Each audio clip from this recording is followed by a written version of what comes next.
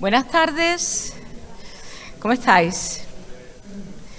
Bueno, un día más aquí en estas jornadas sobre memoria democrática que se han dado en llamar la conquista de la democracia en Conil y que se están desarrollando desde ayer hasta mañana. Están organizadas por la Asociación Comunes y con la colaboración de la Diputación de Cádiz, concretamente del Área de Transición Ecológica y Desarrollo a la Ciudadanía. Bien, de nuevo Antonio Roldán me embarcó en esta nave, y para presentar a este señor, que se llama Enrique Javier Díez Gutiérrez. Tengo en común con él que, bueno, primero lo conocí en enero en las jornadas de conmemoración de los sucesos de Casas Viejas, donde dio una charla magistral a un montón de profesores y profesoras que allí estábamos. Y tengo en común con él el segundo apellido, nos llamamos Gutiérrez los dos. Así que seguramente seremos primos lejanos, aunque no creo porque él es de León y yo soy de Cádiz. También tenemos en común que nos hemos dedicado los dos a esta profesión, bueno, que él se dedica aún, que a veces resulta inexplicable, que es la docencia. Lo que pasa es que yo me quedé ahí, canté línea y me quedé, pero él siguió para bingo y ha hecho, yo qué sé, la de cosas que ha hecho y sigue haciendo, porque parece que los días de Enrique Díez Gutiérrez tienen más de 24 horas, eso lo tengo yo más claro que el agua. Porque fijaos, aparte de ser catedrático y profesor de la Facultad de Ciencias de la Educación de la Universidad de León, él ha estudiado filosofía, ¿verdad?, si no me equivoco. Hizo la diplomatura de Trabajo Social y de Educación Social. Y además, fijaos, ha sido, además de educador social, maestro de primaria. Luego, profesor de secundaria, orientador de centros de secundaria, responsable de la atención a la diversidad en la administración educativa. Y en esta especie, como diría yo, de cursus honorum, ahora es catedrático y profesor de la Facultad de Ciencias de la Educación de la Universidad de León. Pero es que además pertenece a numerosísimos colectivos, de esos que a mí me llevan a pensar que no todo está perdido, que hay esperanza y que hay gente luchando. Es vicepresidente del Foro por la Memoria de León, si no me equivoco, tú me vas corrigiendo porque a lo mejor los datos no son correctos, secretario de Prometeo, Hombres por la Igualdad de León, ha sido coordinador del Área Federal de Educación de Izquierda Unida, colabora en prensa, en periódicos, con artículos, miembro de Redes para una Nueva Política Educativa, impulsor del colectivo Unidigna, que me parece muy interesante, de profesores universitarios que se unen por una universidad comprometida socialmente, y de otra serie de movimientos en los que se incluyen también, fijaos qué curioso, me interesa muchísimo esto, padres y madres de alumnos, ¿no? Lo que antes llamábamos APAS, luego AMPAS y ahora AFAS, que está muy bien porque introducir a padres y madres en estas cosas, a la familia, es complicado. De hecho, es premio CODAPA en el año 2023 de la Confederación Andaluza de AMPAS. Y bueno, y aparte de esto, en sus ratos libres, que como su día tiene 36 horas, tienen que ser más que los ratos libres que tenemos el resto de los mortales, pues se dedica a escribir. Yo he contado 16 ensayos aquí, desde el año 99 que publicó su tesis doctoral, La estrategia del caracol, el cambio cultural en una organización educativa, hasta la actualidad. Trabajo sobre la organización educativa, sobre la globalización neoliberal, sobre globalización y educación, sobre la memoria histórica en los libros de texto, sobre la educación intercultural. También estuviste trabajando en un centro, ¿no?, de mujeres maltratadas. Fuiste educador, estuviste allí. Bien, que su currículum es muy amplio. He dicho educación intercultural, el neoliberalismo educativo, la construcción educativa del sujeto neoliberal, la revuelta educativa neocon, la educación en venta, este título me parece muy atractivo, la asignatura pendiente, que es la memoria histórica democrática en los libros de texto, la historia silenciada, es un conjunto de unidades didácticas que yo lo compré en enero en Benalup, la historia silenciada, unidades didácticas recuperación de la memoria, es al que me refería, memoria histórica democrática, y una obra que a mí me parece también de un título maravilloso, que es Pedagogía del decrecimiento. Es también coautor de unas 13 obras, 13 trabajos, Y en trabajos colectivos ha trabajado también, ha colaborado en 5, creo, más o menos. Y luego, además, también ha colaborado en documentales del año 2007 al 2010, en 4 documentales, si no me equivoco. Bueno, poca cosa, ¿verdad? El libro que nos trae hoy a colación se llama Pedagogía antifascista y es la segunda edición. La primera fue en el año 2022, que la prologó Jaume Carbonell, ¿verdad? Que, bueno, también para hacer un buen libro hay que buscar a alguien que te lo prologue y alguien de peso, ¿no? En el caso de Jaume Carbonell tiene una frase maravillosa que yo he rescatado, que me encanta: la educación es política. Fijaos, ¿no? Que bien elegido el prologuista. Y en la segunda edición, que es la que está aquí, la prólogó César Rendueles, que tú querías especialmente que era compañero tuyo, amigo, que lo hiciera, ¿no? Y es autor de libros como Sociofobia y de un concepto interesantísimo que es el trastorno de ansiedad social, ¿no? La sociofobia es ese trastorno, ese miedo persistente a ser evaluados o juzgados por otros que tenemos siempre todos pendientes de las redes, ¿no? Y dice también otra frase maravillosa: la desigualdad ha secuestrado a la democracia. En esta línea se encuentra el libro de Enrique, Pedagogía antifascista. Fijaos qué titulazo, ¿eh? Sin medias tintas, hay zas del tirón, de cajón. Y es tan claro el título como el libro en general. Os confieso que al principio, que cuando lo compré, digo, vamos a ver un libro de un profesor universitario, un catedrático, ay Dios, va a haber más citas a pie de página, notas a pie de página que texto, ¿no? ¿Y qué va? Porque te vas al índice de este libro y se lee con una facilidad increíble. Está tan bien estructurado que es como una especie de mapa conceptual, clarísimo. Y para el profesorado es ideal porque si eres profesor, profesora de biología, vas a este punto. Si eres profesor o profesora de historia, vas a este punto, empiezas por ahí y luego continúas. Y bicheas y tocas aquí y tocas allí. Fijaos, hay una introducción que habla del concepto del neofascismo, cómo es el fascismo en la actualidad, sus características y sus efectos. Luego entra dentro de las estrategias que tiene el neofascismo para entrar, controlar, dominar la educación. Y aquí nos desarrolla, yo he tocado como 11 estrategias clarísimas. Te puedes ir a cada una de ellas, por ejemplo, educar en el racismo y la xenofobia, educar en la doctrina católica, educar en la meritocracia, educar de forma autoritaria, la educación ecofascista. Entonces, puedes ir tratando cada fragmento, te vas a la página de origen y vas allí y lo localizas. Y luego continúas por donde te dé la gana, pero se deja leer como el que bebe chupitos, que te bebes unos cuantos y dices, qué bien estoy, ¿no? Me encuentro muy bien. No es ese libro que tienes que empezar diacrónicamente y si no empiezas y no terminas nada. Y luego, la segunda parte del libro es educar frente al neofascismo.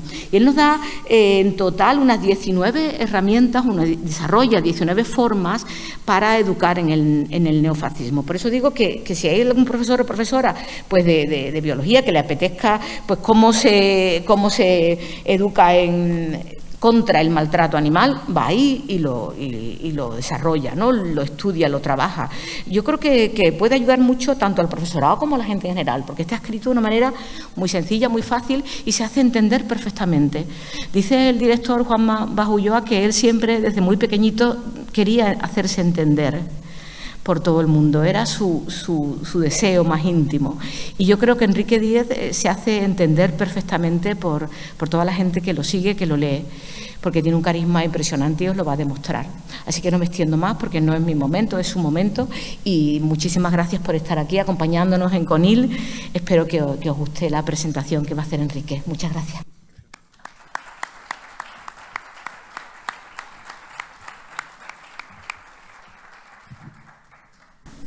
Después de esta maravillosa presentación, nunca me la habían hecho así, creo que te voy a contratar para todas las siguientes.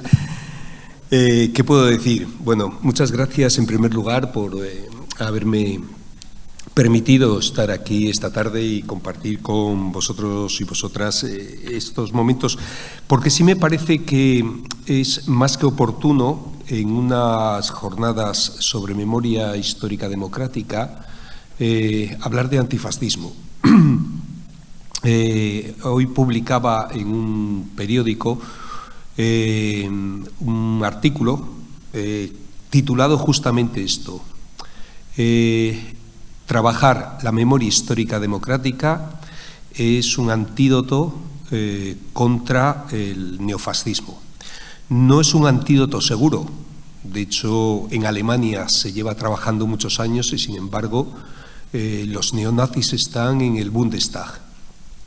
Pero sí que creo que es un deber y una necesidad cuando vemos hoy día que una parte de la generación joven banaliza la figura de un dictador, como fue el dictador sangriento Francisco Franco, y hablan de, y lo digo con estos términos, porque se utilizan estos términos, Franco ese bro.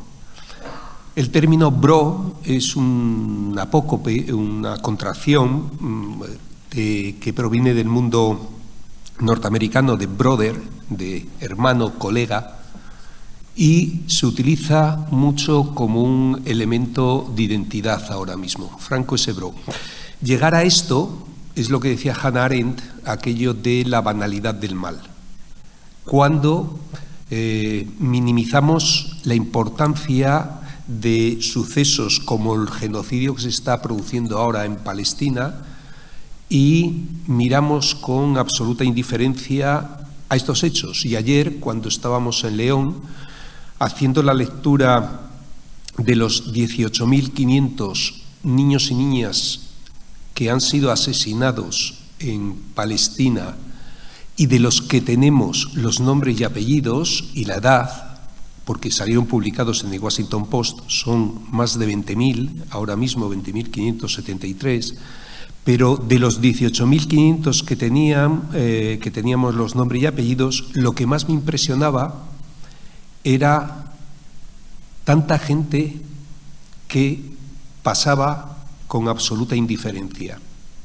Decía Martin Luther King, esta generación tendrá que arrepentirse no tanto de las malas acciones de los malos hombres, sino de tanta buena gente que miraba para otro lado.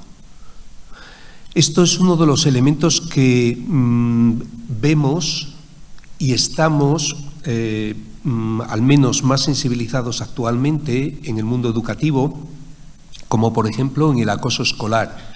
En el acoso escolar no es simplemente qué hace el acosador, ni qué hace la persona acosada, es qué hace el entorno, qué hacen los otros niños y niñas y cómo reaccionan ante esa situación.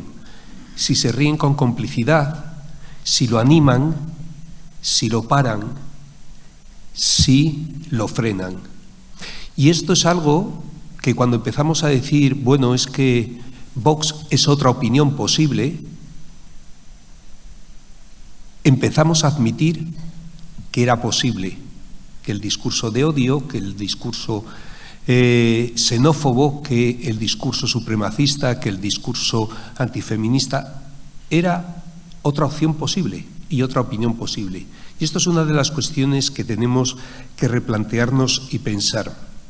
Yo provengo también de una zona minera, en concreto en Favero, en el norte del Bierzo, desindustrializada, y el otro día estábamos tomando un café, otro compañero del sindicato y yo, y de repente un señor del pueblo, es un pueblo muy pequeñito, se levantó y dijo a propósito de lo que estaban poniendo en la televisión, que era de los niños y niñas menores no acompañados, que se utiliza el acrónimo MENAS para despersonalizarlos y tiene una carga muy profunda. Esa despersonalización, dijo, es que estos solo vienen aquí a vivir de las ayudas y encima luego andan por ahí por la calle robando. Y mi compañero del sindicato de Comisiones Obreras se levantó y le increpó. Y empezaron una discusión allí y a mí lo que más me sorprendió fue la mirada de la mayoría de la gente. Como unos se volvían y continuaban jugando la partida, como otros simplemente ignoraban, y cuando se sentó mi compañero yo me levanté y dije, mirad, lo que más me indigna es el silencio cómplice, como por ejemplo de este joven. Porque uno de los grandes problemas que tenemos, si vemos la edad de la gente que estamos aquí, es que hay una brecha generacional brutal. Y ahora mismo, 1 de cada 4 jóvenes, varones, fundamentalmente, aunque yo tengo en las aulas clases de 83, 84 en la Facultad de Educación, y hay muchísimas maestras, futuras maestras, que vienen con la pulserita de España. Pero lo cierto es que mayoritariamente son los varones, 1 de cada 4, que dice que va a votar opciones de ultraderecha, entre 18 y 24 años.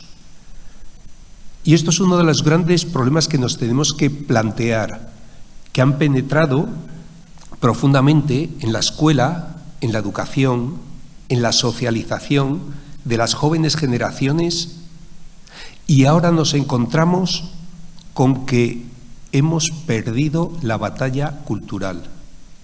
Llegamos tarde. Y la mayor parte de la gente joven no está aquí. La pregunta es ¿dónde están? Y la segunda pregunta es ¿qué hemos hecho en la escuela pública durante estos últimos 20 años para que tantos jóvenes voten al fascismo? Esto es lo que nos tendremos que preguntar y esto es un poco lo que voy a reflexionar aquí. Mi editor de este libro, bueno, porque trabajo, vamos, yo mando los libros, ya sabéis que los profes de la universidad tenemos un sueldo mucho más que digno y entonces los libros los hacemos porque creemos que tenemos que difundir y eso, pero son las editoriales las que al final también deciden si publican o no. Y el editor, en concreto de esta editorial, Octaedro, que en educación es una de las más potentes, cuando le planteé este libro, me dijo, hombre, pero ¿cómo lo vas a titular? Como antifascista. Porque es que aquí en España ese término conlleva como una reacción, como algo negativo, anti, contra. Y ciertamente tenemos que reconocer que España es una anomalía democrática en el contexto europeo. Porque si el resto de las democracias en Europa se construyeron desde el triunfo y la derrota del fascismo, después de la Segunda Guerra Mundial, y por lo tanto se constituyeron desde el antifascismo, y el antifascismo es algo no solo reconocido, sino valioso, y los homenajes que se hacen en Francia a los republicanos, justamente van todas las autoridades, no como aquí, que lo tenemos que hacer las asociaciones memorialistas y casi de forma paralela, y allí van hasta los militares y les rinden homenaje porque se ganó y se derrotó al fascismo, por lo tanto el antifascismo es valioso. En España la democracia no se construyó desde la derrota del fascismo, se construyó desde el olvido del pasado, con aquella transición donde se dijo que, bueno, mejor no meneallo, por no fuera a ser que ese ruido de sable se convirtiera en un golpe de Estado. Y de repente, los que habían sido fascistas y habían sido los responsables de esa dictadura, pasaron al día siguiente a ser demócratas. Y el top, el Tribunal de Orden Público, los 16, pasaron 14 a la Audiencia Nacional y los 6 restantes, pasaron 12 a la Audiencia Nacional y los 4 restantes al Tribunal Constitucional. Es que de aquellos polvos vienen estos lodos. Es que el problema es que aquí nunca hubo unos juicios de Nuremberg. Es que aquí nunca se sentó en el banquillo ni se ha responsabilizado a nadie del genocidio llevado aquí a cabo. Y de hecho, si los que seáis de educación repasáis la ley de educación, veréis sorprendentemente que esta ley, la última, hecha por el Partido Socialista Obrero Español, pone que se trabajará la memoria histórica democrática en la disposición adicional 41ª, Es decir, esa letra pequeñita que nadie lee en las recetas. Y lo dice diciendo que se trabajará la democracia. Eso es a lo que se reduce. Sin embargo, sorprendentemente, uno de los saberes esenciales que establece que tiene que saber todo el alumnado español es y conocer como saber esencial el Holocausto judío. Y dices, olé por el lobby judío que lo ha conseguido. Y me parece importantísimo y muy necesario, sobre todo cuando los que se hacen llamar sus descendientes están generando un holocausto actualmente. Me parece necesario saber lo que significa un holocausto. Pero ¿y el holocausto español? Como le ha denominado Paul Preston. ¿Cómo es posible que no aparezca en la propia ley? O sea, que tenemos que saber el holocausto ajeno y no el nuestro. Que vamos y llevamos a los niños y niñas a Auschwitz, a Birkenau, a Treblinka, y no le llevamos a los campos de concentración españoles. 300 campos de concentración hubo aquí. Trabajando con Eloína Terrón, que dirigía el documental Los Campos del Silencio, entramos en clase con los chicos y chicas. Y nos encontramos con que la mayoría de los chicos y chicas de bachillerato no sabían que en su pueblo hubo un campo de concentración y que sus abuelos habían sido presos de Franco, los que se llamaban esclavos de Franco, trabajando en Minas Moro para redimir penas por trabajo que se hacía en aquella época. ¿Cómo es posible? Por lo tanto, claro, es sorprendente que con esta desmemoria nos extrañemos que no avance el neofascismo. Porque al final nos hemos dado cuenta que los chicos jóvenes saben más en España del nazismo que del franquismo. Y esto es lo que banaliza el mal. Pues bien, por eso escribir este libro, tenemos un criterio básico siempre que escribimos algo. Siempre que investigamos el grupo de investigación que yo dirijo. Y es que además de criterios de fiabilidad, de validez, de transferibilidad, tiene que haber un criterio básico y es utilidad social. Es decir, que sirva a la comunidad social. Y por eso este libro, como bien decías, está dividido en dos partes. Una parte más reducida, que es de análisis, y una segunda parte que es, como decía siempre Vladimir Ilich, alias Lenin, ¿qué hacer? Bueno, y entonces, ¿qué hacemos? Y justamente esa parte es de qué deberíamos hacer. Y fijaros, lo que se plantea, no sé si habréis visto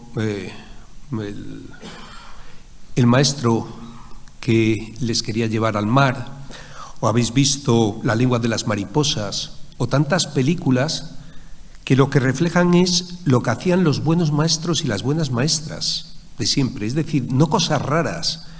No hace falta hacerse un curso intensivo de mindfulness o de gamificación o de flipped classroom o de miles de inventos en inglés. Lo que se hacía tradicionalmente los buenos maestros, las buenas maestras, aquello que recordamos. Acabo de estar hablando con un compañero, profe, maestro, que ha estado trabajando con las técnicas Freinet, con Antonio, que estuvo trabajando con la pedagogía de Freire, con la palabra generadora. Lo que hacían los buenos maestros y las buenas maestras, ¿cómo no lo vamos a recuperar?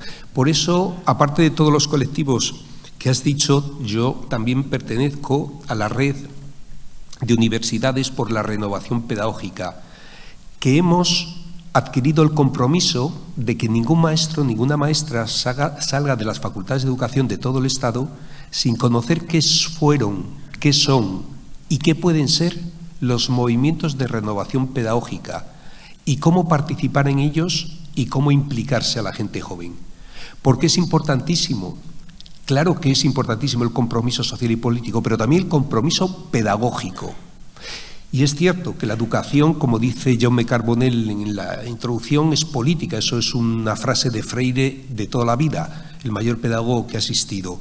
Porque siempre que educamos, tenemos una concepción detrás Tenemos una concepción de la vida, de cuáles son los valores, cuáles son los principios. De hecho, a mí hace 2 semanas una alumna me dijo, pero profe, en clase, es que usted está politizando la asignatura. Y yo me la quedé mirando muy seriamente, hice la estrategia de la pedagogía del silencio, eso que vas dejando un tiempo de silencio, que se vaya cociendo, que va ebulliendo, y cuando ya la tensión se palpa, la señalé con el dedo índice, el dedo de la autoridad, y la señalé y le dije, tienes un 10, por fin te has enterado de lo que estamos haciendo aquí, porque la educación es política, la educación conlleva, y quien dice que no, es el que más política está haciendo, de mantener el sistema, y este sistema es profundamente injusto.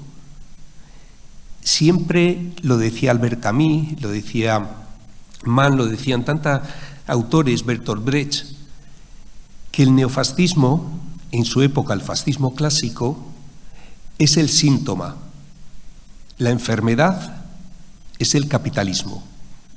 Mientras no superemos el capitalismo, será difícil que erradiquemos el fascismo. Porque la oligarquía que no está dispuesta a renunciar a uno solo de sus privilegios, en el momento que ve amenazado cualquiera de ellos, suelta a sus perros de la guerra, que son justamente estos perros del neofascismo. Y en la educación lo estamos viendo continuamente, y lo estamos viviendo.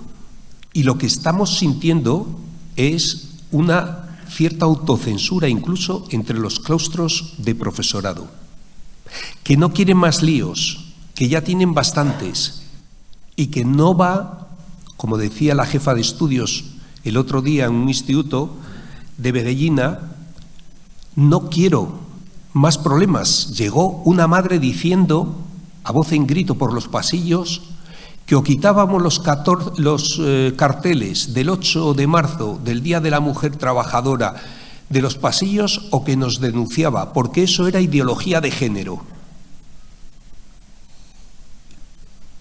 No quieren más problemas, porque ya hay profesorado que se ha sentado en el banquillo por el PIN parental, de momento como testigo, pero en Asturias ya posiblemente con juicio por delante.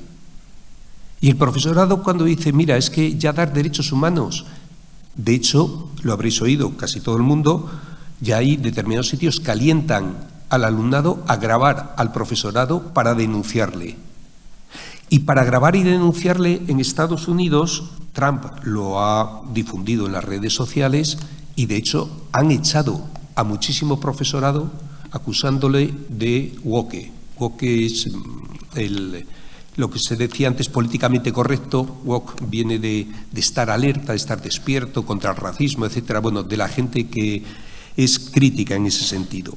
Pues fijaros, porque yo el otro día estaba en un instituto, colaboro, sigo trabajando con institutos, con centros, incluso en la cárcel, con distintos estamentos, pero el otro día en un instituto me llamó la atención porque estaba trabajando el tema de igualdad con chicos. Las chicas nos ayudaban, pero era dirigido fundamentalmente a chicos, porque éramos profesores varones los que lo estábamos impartiendo. Y en mitad de la clase, 3 guajes que no tendrían más allá de 11 años, pusieron la mano como para pedir un taxi, ¿no? Y dijeron que eran votantes de Vox. Y les dije, ¿pero qué decís, chavales? Pero si no tenéis edad para votar. Es que las feminazis, es que la ideología de género, luego no sabían que era eso, pero repetían. Y ojo, porque lo estoy diciendo en un instituto donde sus padres habían estado tirando hacía poco cócteles molotov a la policía en luchas sindicales porque les estaban cerrando las minas y la térmica. Y sus hijos habían visto que o habían concebido que ser antisistema, que ser el malote de clase ya no es ir con cresta punky o vestir de heavy, sino que es ser de Vox. Por eso digo que nos han ganado la batalla cultural. Y la pregunta es, ¿cómo ha sido posible?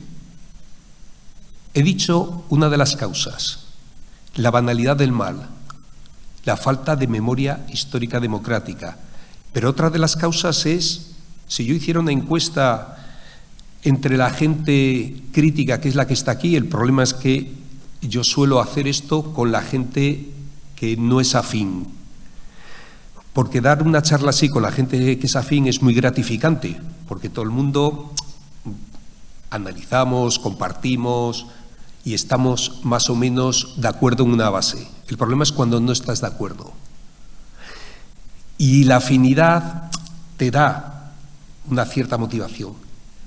Pero la pregunta es, ¿qué pasa con esta gente joven que no es nada afín? Que además considera que es casi un ataque. Estos chicos que resulta que han concebido que ser antisistema, ¿por dónde les ha llegado? El segundo factor, las redes sociales. Y la gente afín, si yo os preguntara cuántos de vosotros y vosotras estáis en TikTok, levantaríais la mano posiblemente uno o ninguno. No voy a hacer la prueba, ¿vale? Pero si os preguntara cuántos estáis en Twitch o en Be Real, me diríais, ¿y eso qué ye? Este es el problema, que uno de los escenarios de esta batalla cultural es las redes sociales. Cuando Elon Musk compró X, antes Twitter, no lo compró por un tema económico, lo compró por el poder que conllevaba y por la capacidad de influencia, y fijaros lo que ha significado. No solo se ha convertido en la red del odio, sino que además influye poderosamente en lo que se transmite. De hecho, Palestina está pudiendo transmitirse muchas cosas incluso a través de ello. Claro, hacemos alternativas, Blue Sky, Mastodon, pero ¿a cuánta gente llega? Es igual que la tecnología ahora en manos de quién está, porque toda la tecnología tiene ideología, no es neutral, y está en manos de 5 grandes multinacionales, lo que llaman las GAFAM: Google, Facebook, Apple, Microsoft, Amazon, fundamentalmente, o Meta. Y son las que están decidiendo ahora mismo el futuro. ¿Por qué? Porque fijaros, son ellas las que se apropian, las que están expropiando el oro blanco del siglo XXI, que son nuestros datos, los datos de todos los niños y niñas del mundo que asisten a la escuela y utilizan las plataformas de estas grandes multinacionales. Son clientes presentes y futuros a los que se fideliza. Y esto, que es un bien común, porque ya no nos comunicamos solo analógicamente, sino digitalmente, resulta que está en manos de 5 grandes multinacionales. No hay una red pública, ni siquiera una alternativa, y jamás se ha planteado nacionalizar. Igual que municipalizamos los servicios públicos, ¿cómo no vamos a nacionalizar un bien común como es la comunicación digital? Tiene que estar en manos del común. Y esto lo propone gente que ni siquiera es marxista, ni mucho menos, tomar los medios de producción digital. Esto que lo estamos viendo en la escuela, que los chicos y chicas tienen un montón de horas destinando sus datos, sus comportamientos que luego van a ser vendidos a financiadoras, aseguradoras, a bancos, y que te dirán, no, con nosotros no puedes hacer un seguro de vida porque es que sabemos de ti más que tu padre o tu madre. Y ni siquiera nos hemos planteado esto. El problema es que en la escuela esto se está viendo cada día y lo estamos viviendo. Y no solo estamos viendo cómo penetran a través del PIN parental, decidiendo además como forma de acoso, ojo, solo a la escuela pública. La pregunta que yo hice al principio, fijaros que utilicé el término de qué hemos hecho en la escuela pública. ¿Por qué he utilizado y he acotado a la escuela pública? Porque la escuela concertada, aunque aquí solo tengáis una, pero la escuela concertada es el mayor factor de segregación educativa y social de este país. Y no solo por la propia escuela, sino por lo que ha generado. Y ha generado justamente este modelo que está detrás de la pedagogía antifascista, la pedagogía del egoísmo. Esto es lo que tratamos de combatir desde este modelo de pedagogía antifascista. ¿A qué me refiero en concreto?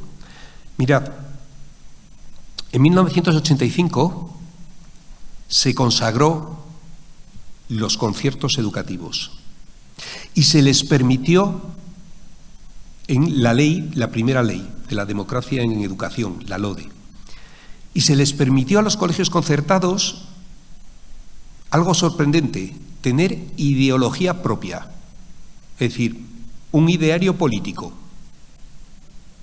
¿Y de quién iba a ser ese ideario político en cada centro concertado? ¿Y qué hemos normalizado? De los dueños. No de la comunidad educativa, no de la gente que estaba ahí, sino de los dueños. El 63% de los centros concertados están en manos de la jerarquía católica. La jerarquía católica española es la más integrista de toda Europa. El resto está en manos de empresas, mayoritariamente, de empresas que tienen afán de lucro, porque nadie monta una empresa para hacer una ONG. Como dice mi alumnado me dice que la riqueza de este país la crean los empresarios, que gracias a ellos tienen trabajo. Fijaros lo que significa el emprendimiento. Si queréis, luego hablamos de esa competencia que se tiene que educar desde infantil hasta la universidad, el emprendimiento.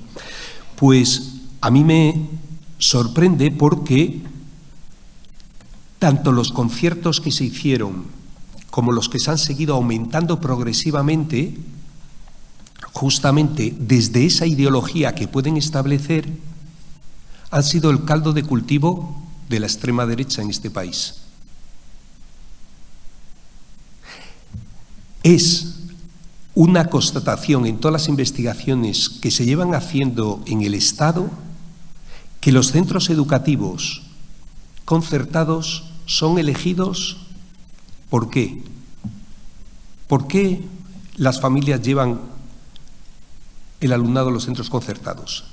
Incluso mucha gente de izquierda, incluso muchos profes de la pública.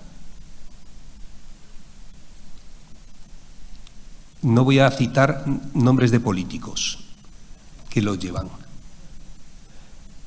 Fundamentalmente por una razón que la dice Jimeno Sacristán, el pedagogo vivo más importante de este país, que habla sin pelos en la lengua.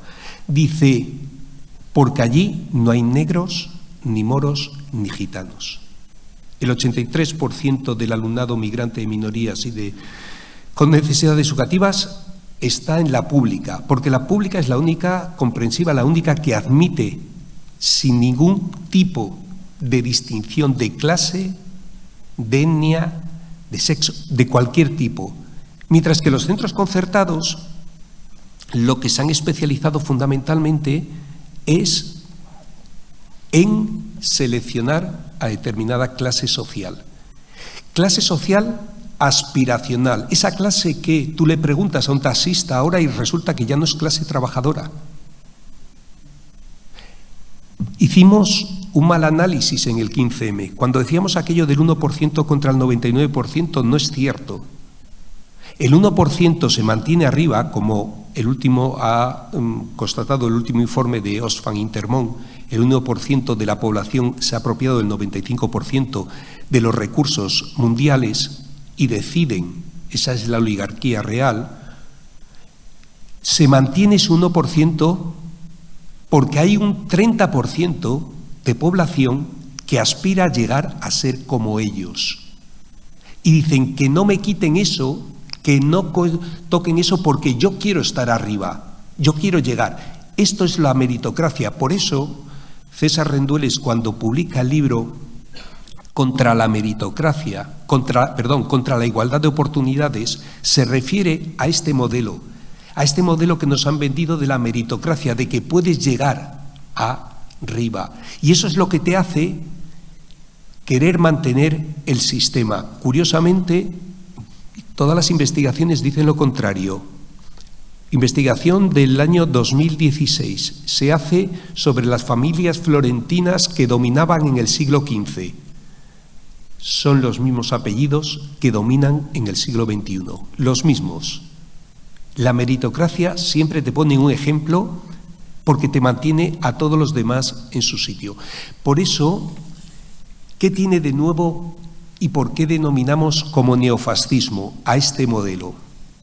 Fundamentalmente porque recoge lo que es el fascismo clásico, una buena parte, pero no van con camisas pardas, no van con gomina, no desfilan como si fueran soldados de la maquinaria, porque eso da mala imagen.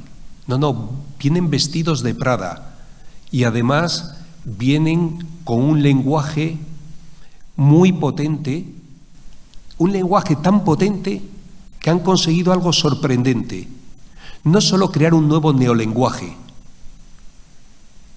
sino que han conseguido incluso resignificar el lenguaje tradicionalmente atribuido a la izquierda y decidir cuál es el significado real. Preguntar a cualquier joven ahora qué significa libertad.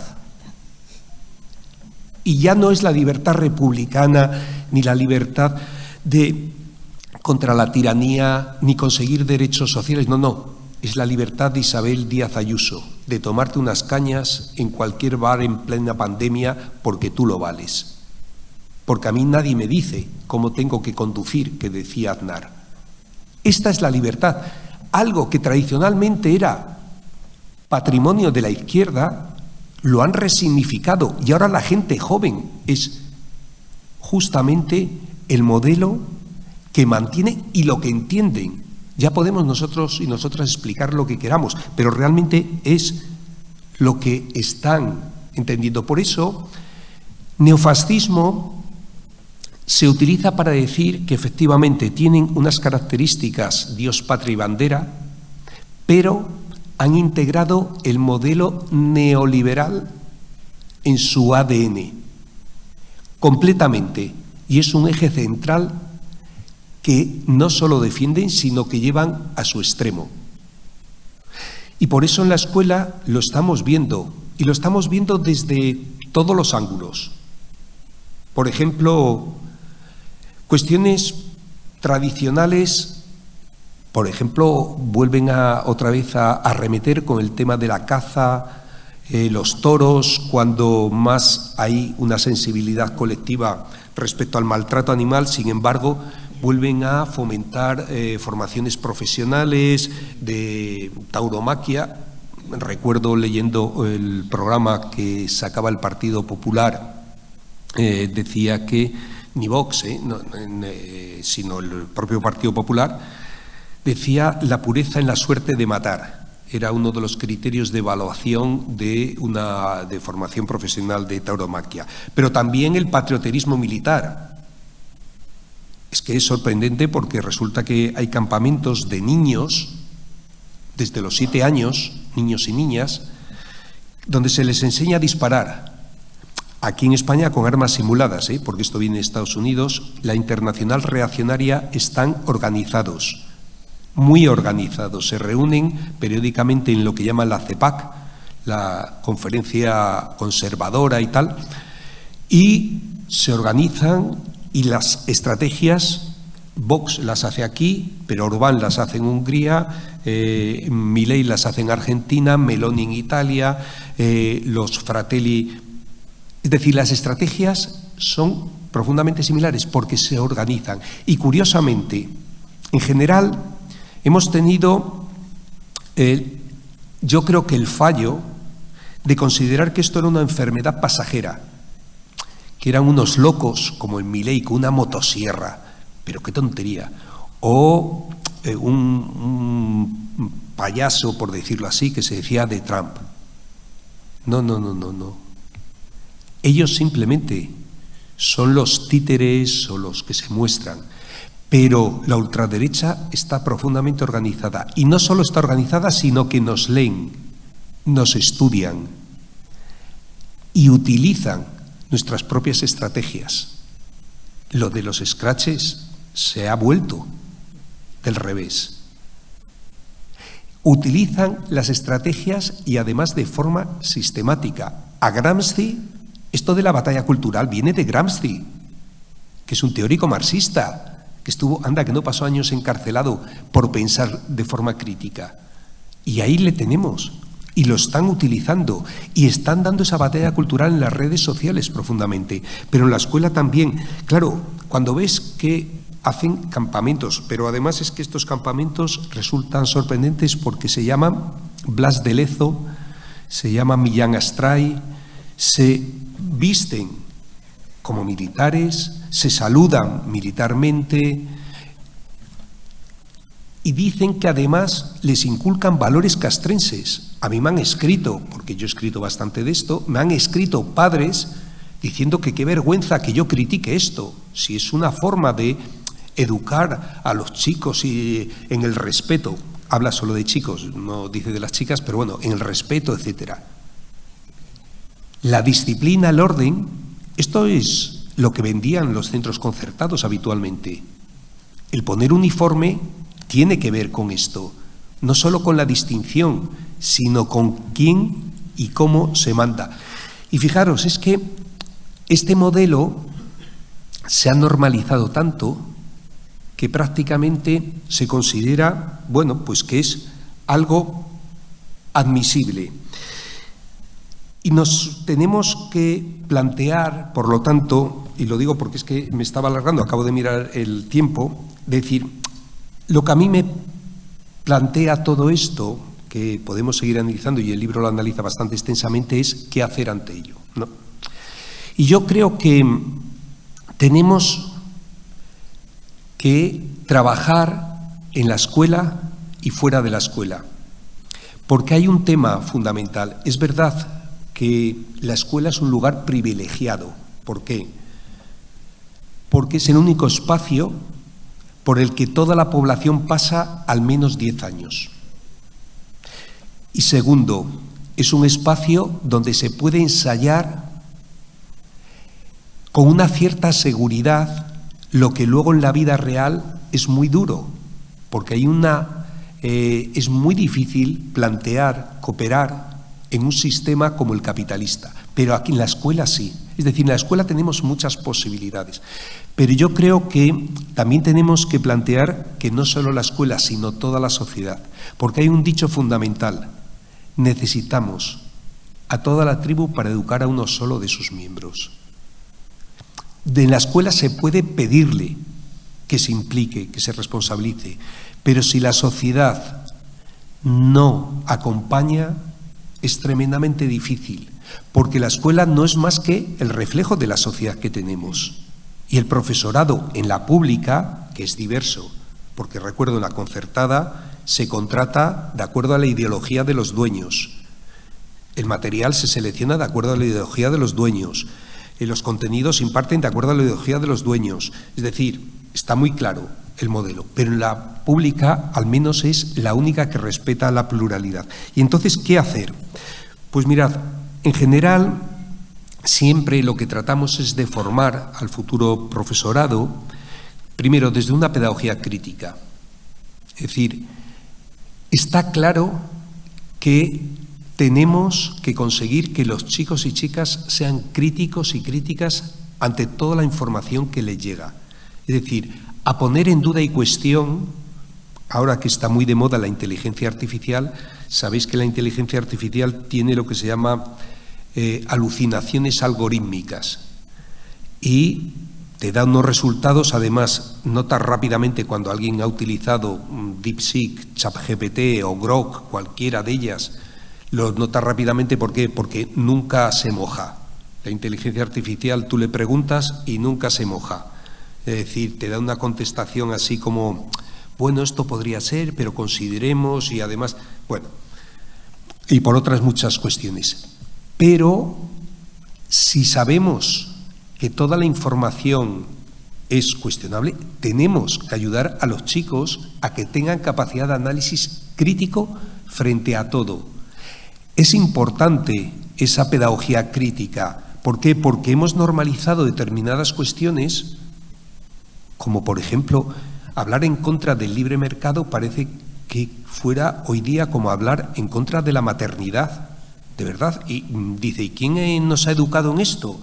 Dice, no, aquí nadie ha educado. ¿Cómo que no? Es que nos hemos socializado. Os cuento una anécdota. Clase de infantil. Las maestras me dicen, mira aquí que tenemos un problema muy serio, porque con esto del emprendimiento tenemos ahora que hacer un proyecto de emprendimiento con lo que estamos haciendo. Estábamos trabajando con figuritas de barro, con plastilina, para trabajar las destrezas, las habilidades finas, la coordinación oculomanual, las destrezas psicomotrices. Y claro, vale, pues entonces tenemos que eso, y entonces se nos ocurrió, pues ¿qué se nos ocurrió? Pues vender esas figuritas, ¿no? Entonces empezamos a vender las figuritas, los niños y las niñas fueron a casa y las vendieron a la familia, hasta que agotaron a la familia y empezaron como Avon llama a tu casa, ¿no? A los vecinos, las vecinas, para vender las figuritas. Eso sí, por una buena causa. Pero claro, nos hemos dado cuenta que lo que les estamos enseñando y lo que están aprendiendo los niños y las niñas es a interiorizar las reglas del capitalismo. Porque parece que todas nuestras relaciones son relaciones comerciales, que nuestra relación es ver al otro como oportunidad de venta, de explotación. De hecho, el emprendedor es el que aprovecha la oportunidad que se te da para ver cómo exploto yo a los otros, más y mejor, y consigo más rentabilidad. Pero es que a mí me llegan continuamente propuestas de emprendimiento como formación, propuestas de emprendimiento en la universidad para desarrollar. Este es el modelo. Y esto lo hemos normalizado permanentemente. Por eso, la pedagogía crítica es uno de los elementos cruciales. Un segundo elemento crucial es que nos tenemos que implicar. Era lo que decía el poeta Gabriel Celaya. Hay que implicarse hasta mancharse. El maestro y la maestra luchando también está enseñando. Fue una de las pancartas que se extendió por todo el 15M en todas las plazas prácticamente, porque había allí muchos maestros y maestras. Y en este sentido nos tenemos que implicar y mancharnos con los derechos humanos. Y tenemos que educar en derechos humanos, porque los derechos humanos son como el código ético que hemos considerado, que hemos acordado, que pueden ser mejorables, de acuerdo, pero al menos es el mínimo común. Y no solo los de primera generación, los derechos civiles, también los de segunda generación, los derechos sociales. El derecho a una vivienda digna. Mira, si no tendríamos que trabajar y no podríamos trabajar un montón de matemáticas en torno a la vivienda digna. Y no solo matemáticas, conocimiento del medio, historia y todo lo que quisiéramos. Pero también los derechos de tercera generación, los derechos de los pueblos, y los derechos de cuarta y los derechos de quinta generación, porque tenemos que dejar ya y superar ese modelo antropocéntrico de que los hombres, los seres humanos, somos el centro del planeta y el centro del ecosistema. Tenemos que aprender a convivir con un planeta que estamos destrozando, que se consiguió. Los recursos que estamos gastando en esta generación en 30 años, por ejemplo el petróleo, tardó 300 millones de años. Y hemos decidido que nuestra generación se lo va a gastar alegremente y después de mí el diluvio que decía Donald Trump. En un planeta limitado no podemos seguir creciendo ilimitadamente. Es absolutamente imposible. Si no educamos en esto, y no sé si tendremos ya capacidad de revertir los puntos de no retorno que hemos superado actualmente. Por eso el libro de Pedagogía del Decrecimiento. Pero también tenemos que educar en una pedagogía laica. Tenemos que sacar la religión fuera de la escuela. Por Dios bendito. Es que se firmó, todos los grupos políticos que están manteniendo a Pedro Sánchez como presidente del gobierno firmaron en sede parlamentaria que después de derogar la ley Mordaza, la ley Mordaza, iban a derogar los acuerdos franquistas con un Estado extranjero llamado Roma, que impone a nuestros estudiantes españoles una asignatura en sus creencias particulares.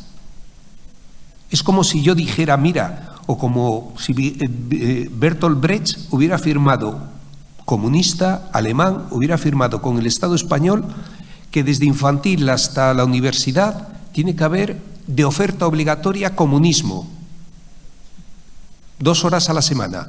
Vale, y como alternativa anarquismo, ¿de acuerdo?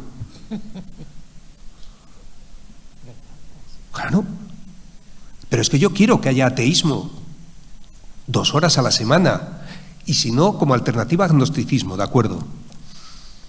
Pero ¿a quién se le ocurre? Y todavía seguimos, nos miran en Latinoamérica, nos miran en Europa como diciendo, sois una anomalía en tantas cosas. Y esto es la herencia del franquismo. Una pedagogía de la memoria, por eso decía, una pedagogía feminista, claramente feminista, y no con medias tintas, porque estar juntos y juntas en un aula, los chicos y las chicas, no es coeducación. Coeducación significa acciones activas. Y aquí el gran problema somos los hombres. Y lo tengo que decir, compañeros. No voy a dar datos ni cifras, porque sería lastimoso. Simplemente diré que los hombres nos dividimos en machistas recalcitrantes y machistas recuperables. A ver si conseguimos por lo menos pasar a buena parte del bando a machistas recuperables. Porque de verdad, es que parece que siempre que se habla de la igualdad en educación, todo el mundo mira a alguna profe, alguna madre, como si con nosotros no fuera este asunto. Y es que ya le ronca el asunto, porque parece, claro, es que a nosotros, con lo bien que nos viene, y siempre es una cuestión de segunda. Bueno, lo mismo, pedagogía del apoyo mutuo, ojalá recuperáramos toda la tradición anarquista. Pedagogía de lo esencial, pedagogía lenta.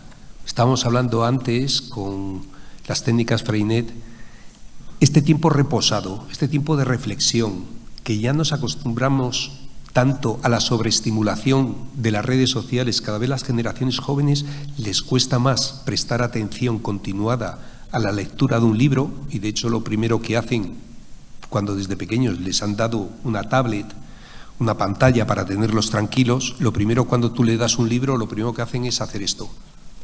Y dices, a ver, chaval, que así no se pasa abriendo y girando.